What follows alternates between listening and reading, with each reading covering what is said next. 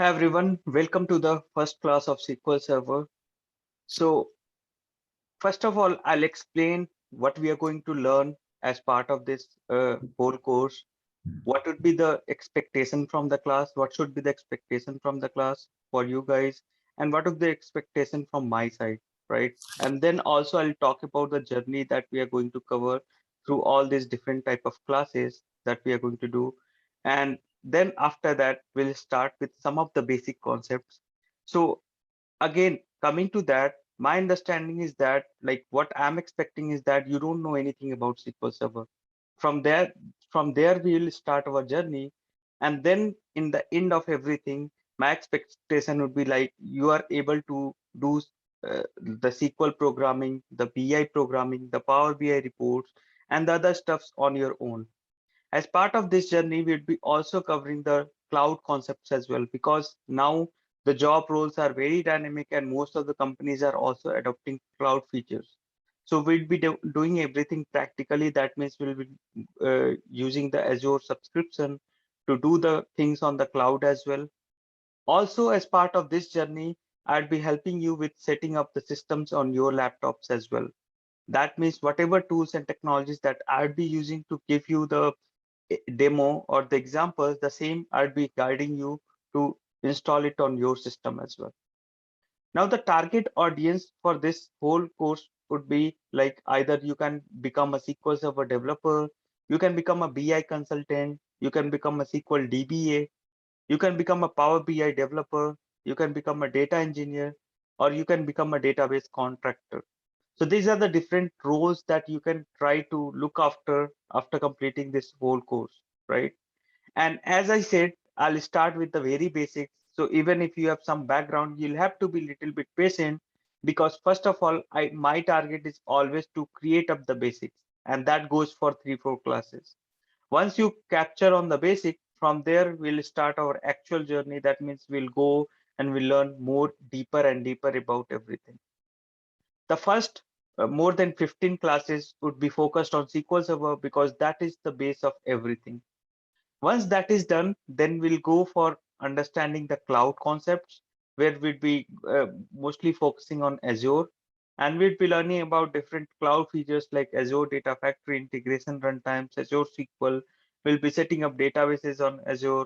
We'll be accessing those databases. We'll be creating pipelines and all of that. Once that is done, the next part would be learning SSIS. So we'll be creating SSIS packages. We'll be understanding what is ETL, how to do ETL, and why ETL is required. All those things we'll be learning after that. Once that is done, then we'll be learning about SSRS. SSRS is used to create report. That is one of the legacy tools of Microsoft, and that is very important because Power BI that you see right now, its existence has come from SSRS. So that's why it's very important to understand SSRS as well. And that is what we'll be targeting next. Once that is done, then after that, we'd be also working on SSAS and Power BI. And after that, once we have wrapped up everything, definitely during that process, you'd be getting a lot of assignments as well to do the practice at your home, right? So everything, all these things that I'm telling, it's all covered in this PDF thing that you see right now on your screen. So it has the details of everything that we are going to cover, right? So again, I don't know whether you have it or not. If you don't have, I'll share it across the group, right? Don't worry about also getting the things installed and all. You'll get a detailed installation instruction for all the tools and technologies that we'll be using. So you don't have to worry about that. Other than that, uh, there are few rules of the class. The first rule is that if you are not speaking, please go on mute because sometimes the background noise, they are very disturbing and all. So definitely, if you're not speaking, go on mute. And the other thing is that if you want to ask questions, either you can ask during when I am helping you learn about that topic, or you can also ask in the end of the class. Both is possible. If both of these is not possible with you, the next thing you can do is that you will get our email ID as well. You can send those details on the email ID. whatever question you want to ask, I'll definitely reply from there as well. Otherwise, you can ask those questions in the group as well, the WhatsApp group in which you are, right? So these are the various ways of asking the questions as well. We will go with the majority, like when most of the people are actually asking that this is the time that when they want to start the classes to be. So this is when we'll be starting the classes. But again, if so it would mostly depend on that. But if, like for example, some of the people, they work on the weekdays, they don't have time during the weekdays, they have time during the weekends and all. So definitely for that, every day I'll be uploading the recording and all, right? And then you can refer back to those recordings. Right now, this class is getting recorded as well. So now let's talk about, first of all, I'll introduce myself. Okay, I'll talk about my journey on SQL Server so far.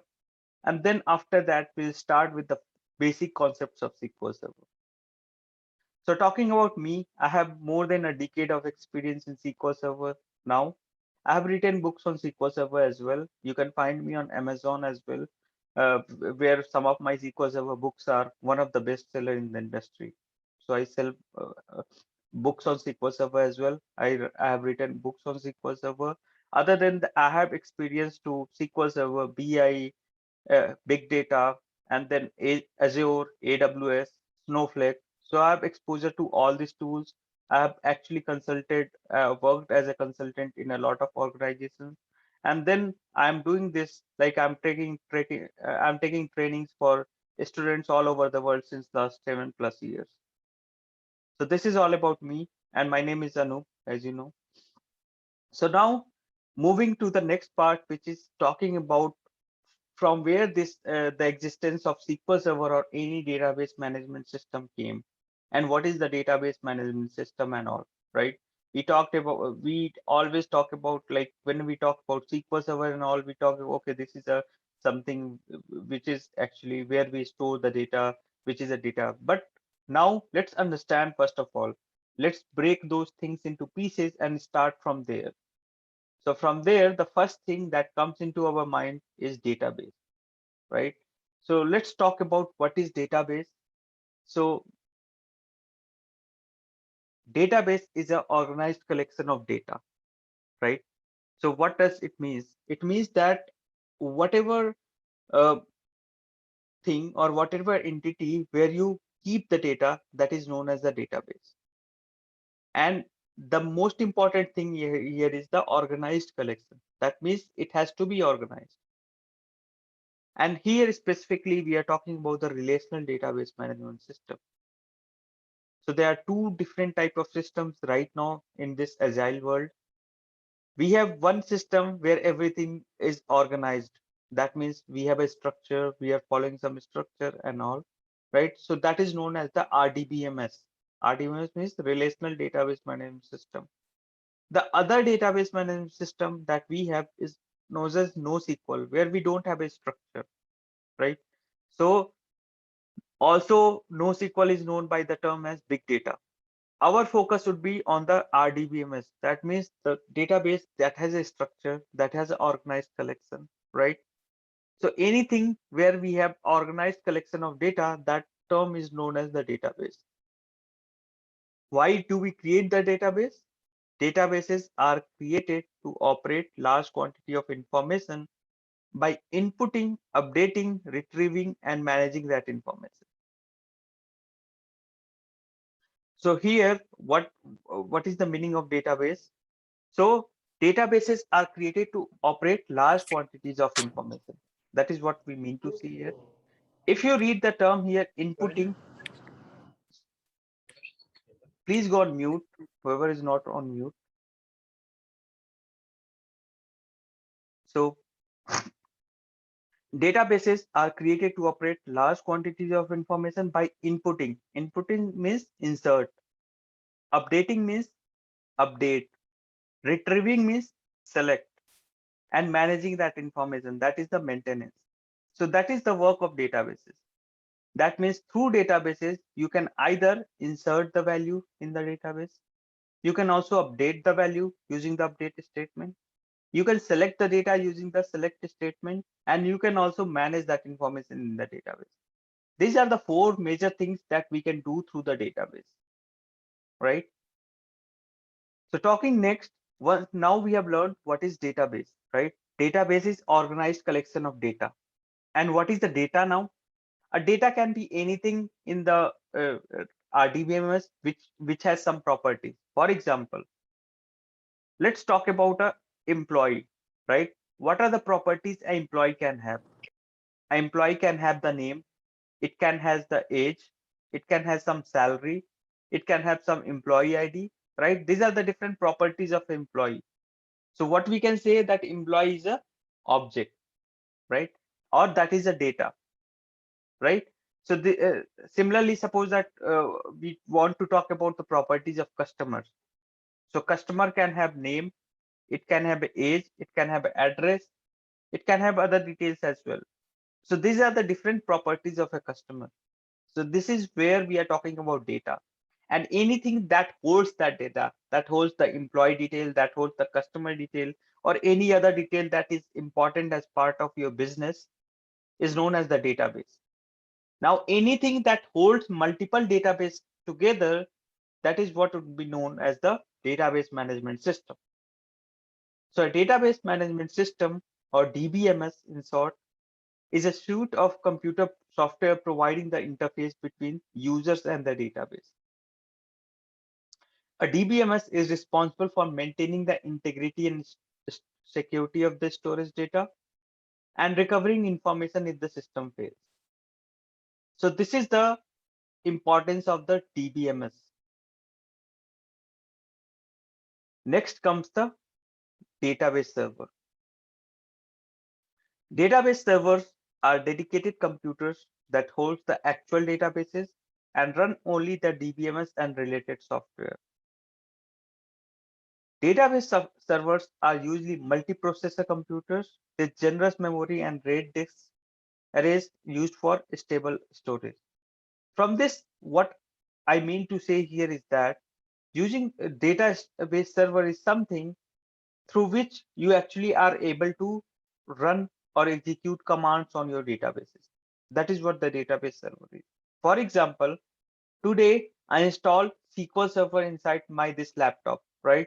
Then this would become a database server because I'll have the server here. I've installed the server. Then on top of that, I've created different databases, and the whole system together would be known as the database management system. Any questions so far? So now let me also open the SQL Server Management Studio, which is one of the tools we'll be using a lot while doing all this thing, right? So this is what I'm opening right now. I'll also help you with the installation of this. Don't worry about all those things. So as of now, what I've done is that I've created a server in my system, right? I'm going to open that server. So you can see in the server name, there's something written. This is the name of my laptop, right? I'll help you also installing server in your system, and then you can access that, right? Once after accessing it, what you'll see different type of folders here. So now this is the database server. The thing that is highlighted in blue, that is what the database server is, right? And we just talked about that. What is database server? And then we have databases in a folder. So as you can see, I have a lot of databases here as well, right? These are the different databases which I'm highlighting, which is going in blue right now. So you can see that a server is holding multiple databases. Inside the database, we'll have a lot of objects, including tables and all. Like I talked about customer, I talked about employee. All these are different tables, and that are inside the database. So you can see this hierarchy here. The lowest object here is what? A table. And then after table, we have the databases. And then after database, we have the database server. Now, there can be multiple servers as well. For example, I can connect to another server as well here. I just connected to another server, which is a Azure SQL Server. It's not, that's why the name is like this, right? Now, as there are multiple servers together here, this whole system or this whole interface, it is the database management system. This is what I was trying to explain just few minutes ago. That means at the upper level, at the hierarchy, we have the database management system, right? And then what we have the database server. Then we have databases. And inside the database, we have data. So this is a logical definition that I'm giving right now, right? Because I'm just trying to help you understand the basics of everything that we are going to learn. The basics of everything is the data. Where data is stored, it is stored in database. Where databases are stored, they are stored in database servers. And the whole system together is known as the database management system, right? Now, we talked about data, right? Logically, we create tables and all in SQL Server, right? Physically, that data is stored somewhere in the disk, right? Whenever you store something on your laptop, right? Suppose that you downloaded a movie today, right? You downloaded a movie today, that would be stored, that would be kept somewhere in your laptop, right? In as part of the disk. In the same way, whenever you create a table here in any of the database that you have created, that table would be stored in some format somewhere in your laptop only, because your laptop is the database server here right now. Because I'm creating that table inside this same database server which is hosted on your laptop. So that's why all the information would be stored here in your local computer only, right? So when that information is stored physically, then it is stored in some physical world where we have a concept known as pages and extent. Now, what is a page and what is extent? So as of now, we know that we have a disk thing in the computer, right? Also known as hard disk. So in the hard disk, there are different type of divisions. The upper level division is known as the track. So in a simple hard disk is divided into multiple tracks. Then those tracks are divided into multiple extents. Then those extents are divided into pages. So pages is, you can say, is the smallest part of the disk. A size of the page is 8 KB. That means 8 kilobytes. And the size of the extent is 64 kilobytes. That means an extent is made of 8 pages. And those 8 pages can be either from one table or can be from multiple tables. Now, I just wanted you to just know that there are two concepts, page and extent. I don't expect you to actually understand what is page, what is extent here, because again, we are going to learn about that in detail later on. But here, I'm just trying to introduce you to some of the topics that we are going to revisit in the future. Whatever we learn in the first 2, 3 classes, we'll again revisit that in detail in future. Because in the first 2, 3 classes, I'm just introducing you with the terms. I'm not trying to help you go into details of those terms. We'll again revisit that. Now, the next thing is the database development process, which we need to focus on. Now, as of now, what we understand so far, we understand what is data, right? We understand what is database. We understand what is database server. Okay. On the high level, we understand all of this. We also understand what is database management system. Now, the next thing that we want to understand, okay, I got the term. Now, how do we do this development, database development? How do we do that? How would be I called as SQL Server developer and all, right?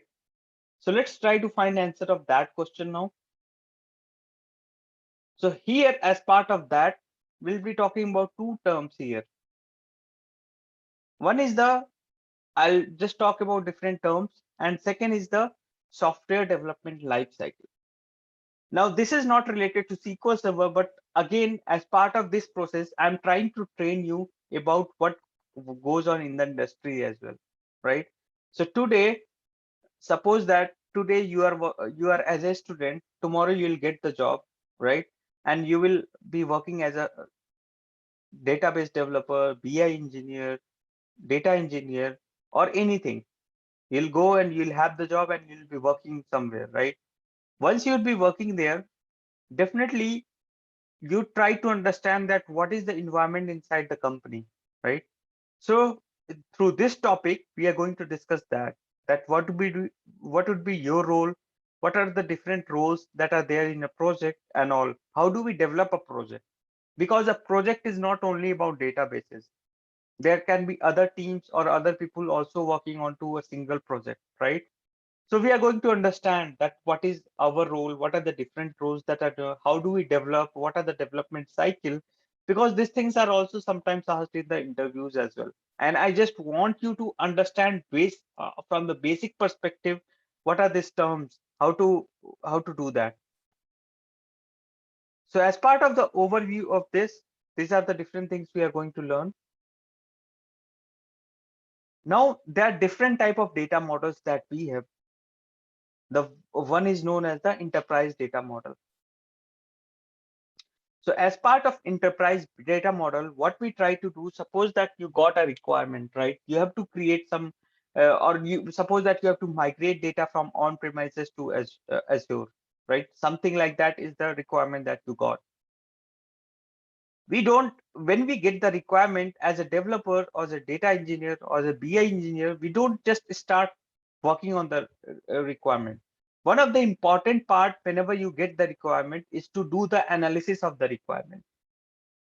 And actually the enterprise data model actually talks about that, doing that analysis only, right? So as part of this model, what you try to do is that you try to identify different type of objects that are there in the system.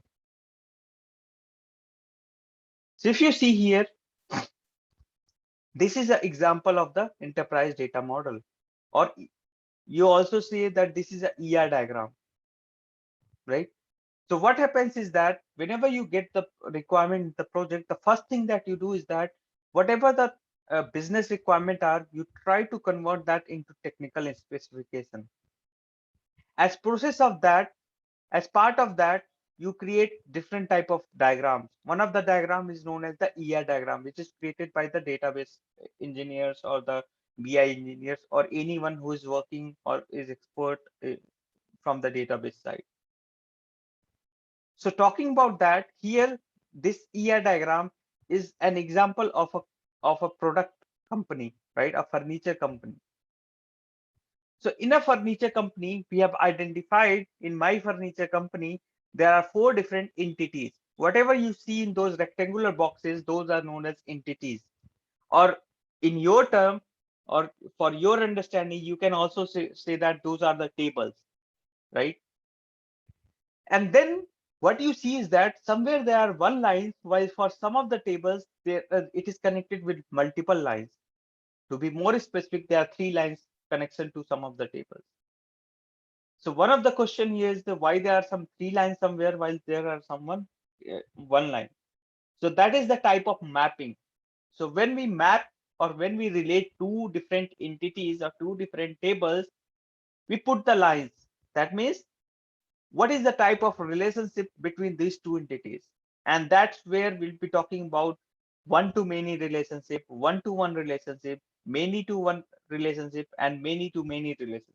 These are the different relationships that we have in SQL Server or any database management system, which is relational. Now, I'm not going to go in detail of this right now because again, we are going to cover all this in future. As I said, right now, my focus is just to get you uh, comfortable with some of the topics that you are going to hear in the future. Now here, the customer, what a customer does, customer places an order in a furniture company, right?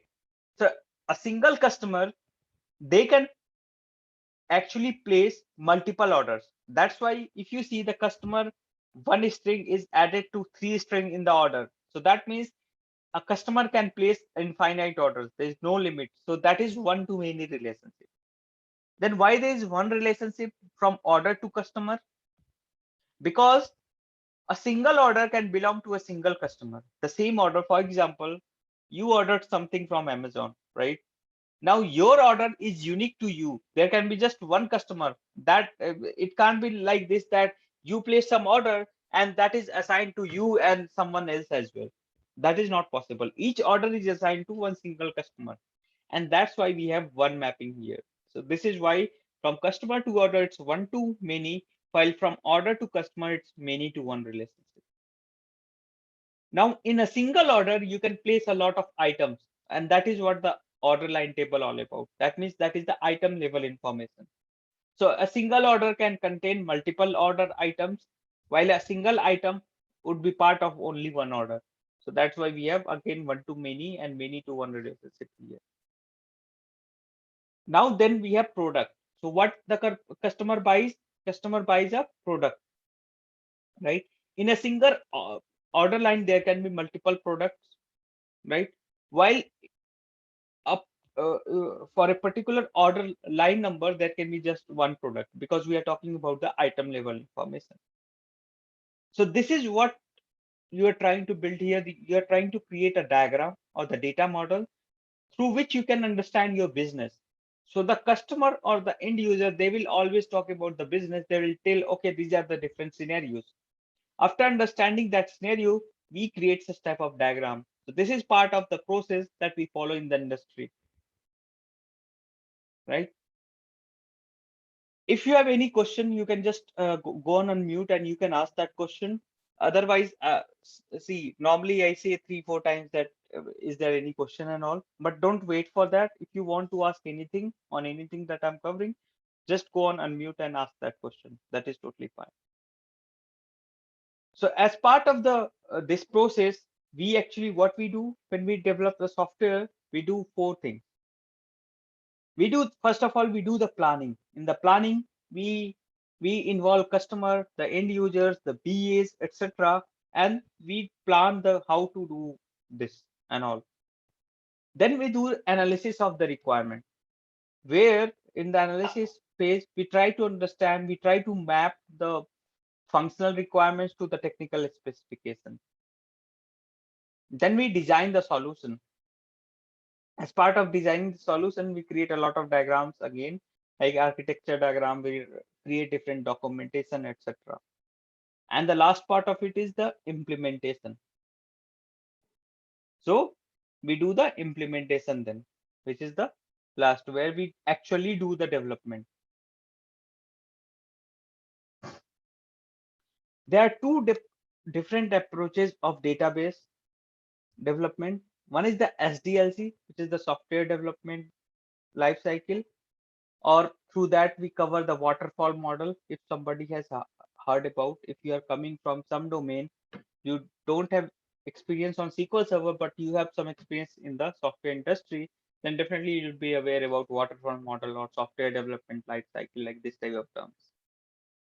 The other model, which is actually being followed by more than 90% of the companies right now, it's known as the agile model, or also it's known as rapid application development model, right? And what we are following in the industry right now, most of the companies are doing, they're following the agile model. Nobody is trying to go for the waterfall model. And in the next few slides, I'll actually explain why. So this is how the waterfall model looks like, right? What you do during in the waterfall model is first of all, you identify what needs to be done. And then you do the project initiation and planning, right? The next part of it is the analysis. Then you do the logical design, then you do the physical design, then you do the implementation, and after that you do the maintenance. From the step 1, which was project identification and selection, suppose that you started that in early 2021. When you will come to the implementation phase, it would be somewhere around end of 2022 or maybe 2023 as well. That means you are getting the end product after 1-2 years of time, right? And the problem with this model is that you don't have an output until 1 or 2 years. Customer is just spending their money, they are spending their resources, and they are getting some output after end of 2 years. Today's customer would not wait for that much time. That's why now most of the companies, they are not following waterfall model, because everyone wants things in just, so if I'm giving you requirement, at least I want some output after 1 month, or maybe 2 weeks or 3 weeks. That is a maximum timeline I can wait for to see any result. And that's why the waterfall model is not a hit right now, because we we have to wait for a good amount of time to get the output. And then this phase goes on. Suppose that after 2 years you came back with the solution and the customer didn't like the solution. He said, no, this is not what I asked for.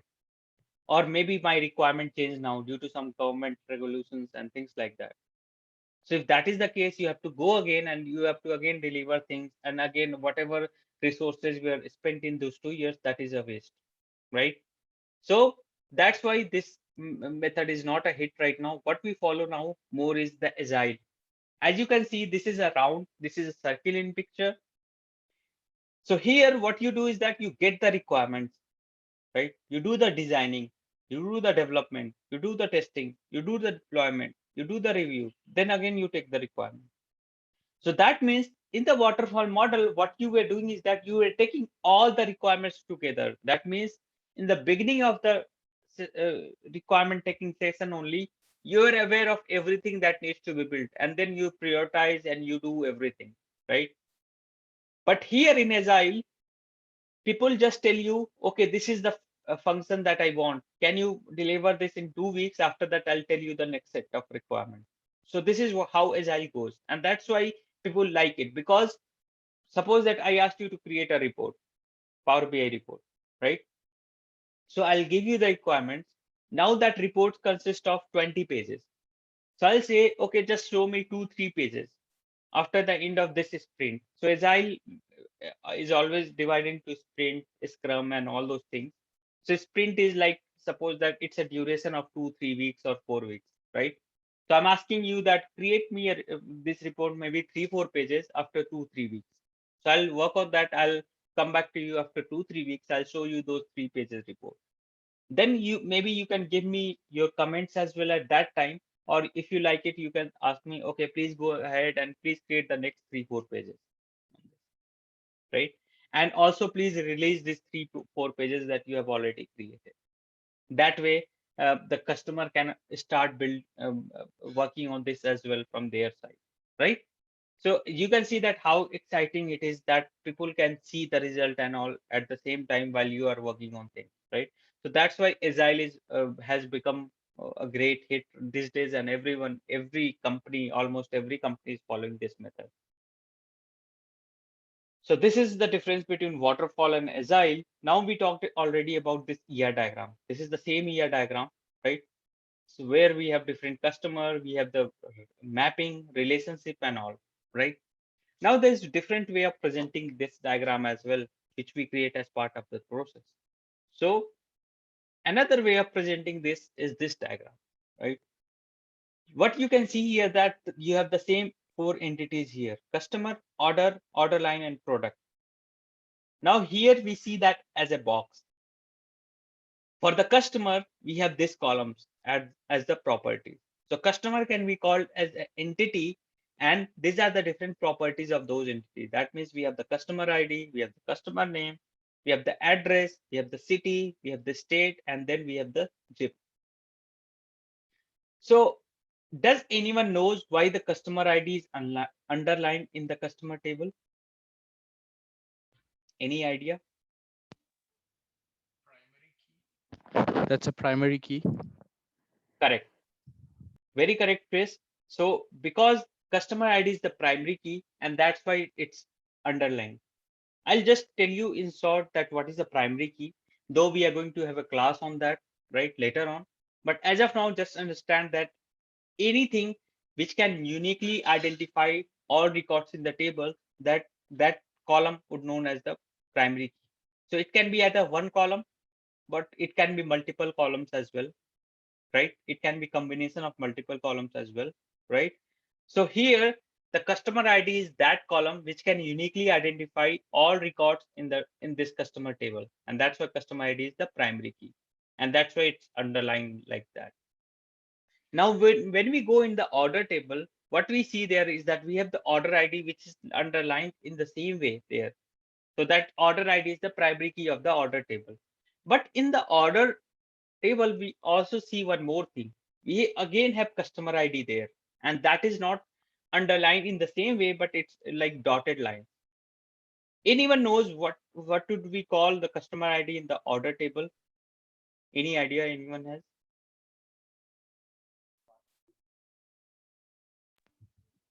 Reference ID, I guess. Yeah, that is, I would say, partially correct.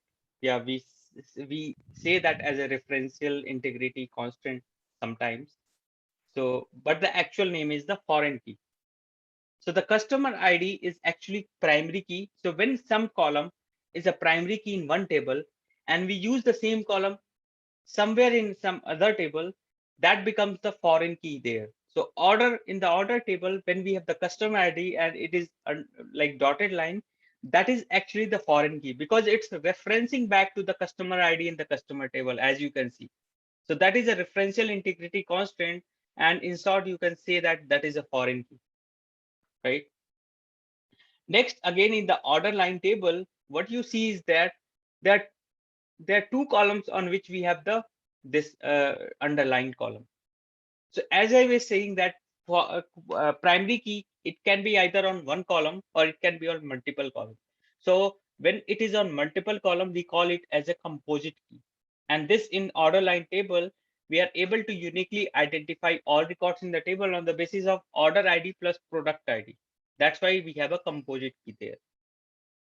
And then in the product, we have the product ID as the primary key. And then we have other columns as well, like product description, product finish, standard price, and on hand. So shortly with this particular figure, what we try to understand, okay, what are the, so how to represent the table, how to associate the columns between tables, right? What are the different keys that we can have? A primary key can consist of either one column or it can be of multiple columns as well, right? So these are the four things that are the takeaway from this particular figure, right? Now the next thing, this we have already covered. This here, okay. Now the other thing is about the database schema, right? So what we have learned so far in today's class is that we talked about different type of entities, right? We also talked about how to represent those entities with the help of ER diagrams, right? We just talked about entity relationship diagram or ER diagram. So when we talk about this different type of objects in SQL Server, right? We have a lot of objects in SQL Server, and everything is actually contained inside that database, and that is known as a data. When we talk about data, then that data it can be either a table, it can be view, or it can be something else as well, right? So everything like that is stored inside the SQL Server, or this particular tool is known as the SQL Server Management Studio, because from here we can manage the SQL Server. So let me write it down as well. SQL Server Management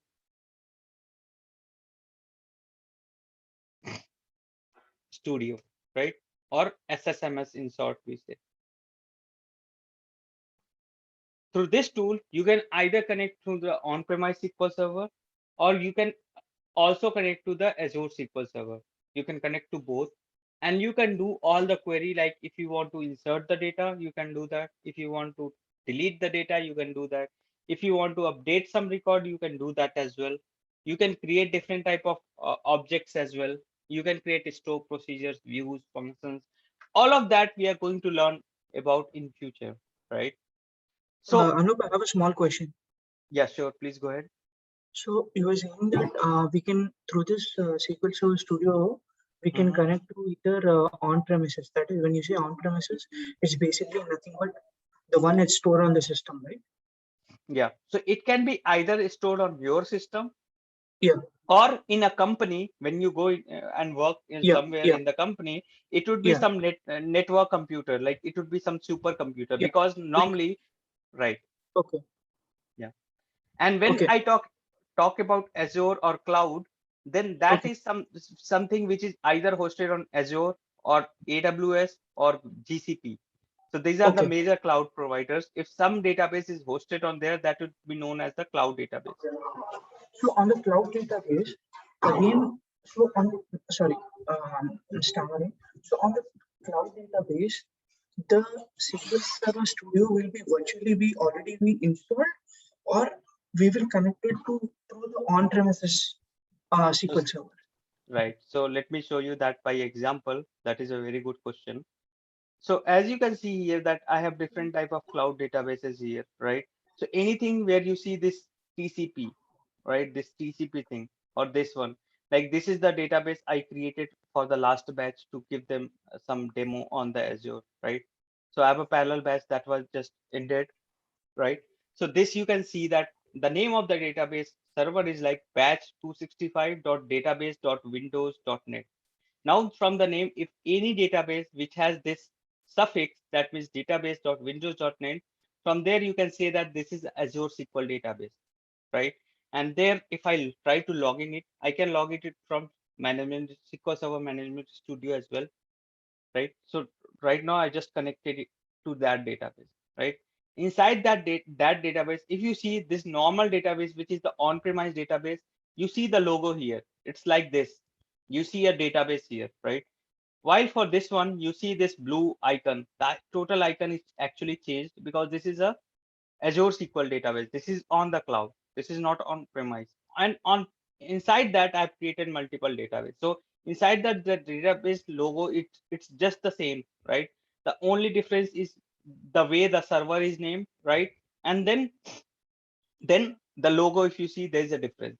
The other differences are not much because anything in which is in cloud as well, finally that is actually being stored somewhere in the disk, but that disk is actually unknown to us.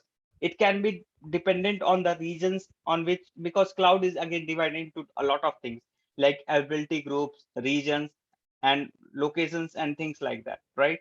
So that means that this database, though I'm trying to use it here, the data is not getting stored in my system, but it is getting stored across the cloud somewhere, right? But I can access it in real time from anywhere. Does that answers your question? Yeah, I understood.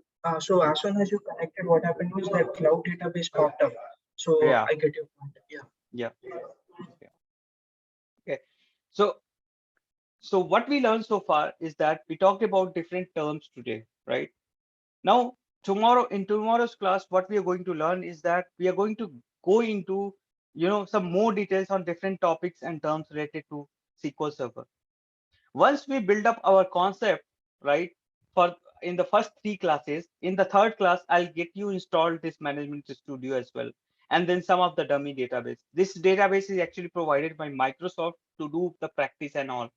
It has a lot of objects already created and through which you can actually understand the ER diagrams and other things. You can understand the entities, relationships, all that picture you can understand easily. So I'll send you a guideline as well, how to install all that after the end of the second class, right? But as of now, what we need to understand, what we need to focus back again is that we should be from the end of this class, the takeaway is that you should be able to understand what is the entity, okay? What is a ER diagram? Just in high level, what is the data? What is a database? What is a database server? How to differentiate? Like suppose that if I ask you what is this, you should be able to tell this is a database. If I ask you what is this, you should be able to say this is a database server, right? And then this whole system together is the database management system. What is the data? So for looking into the data, I have to expand a database server database, and then inside that I can expand any table and all. That is what my data is. And then you should also be able to understand on a high level the different type of relationship that can happen. Like it can be one to one, it can be one to many, many to one. Though we are going to again talk about that in the upcoming classes. So for today, I think this is all I wanted to cover. If anyone has any further question, you can ask me right now, or we can just meet tomorrow to go through the next steps of SQL Server.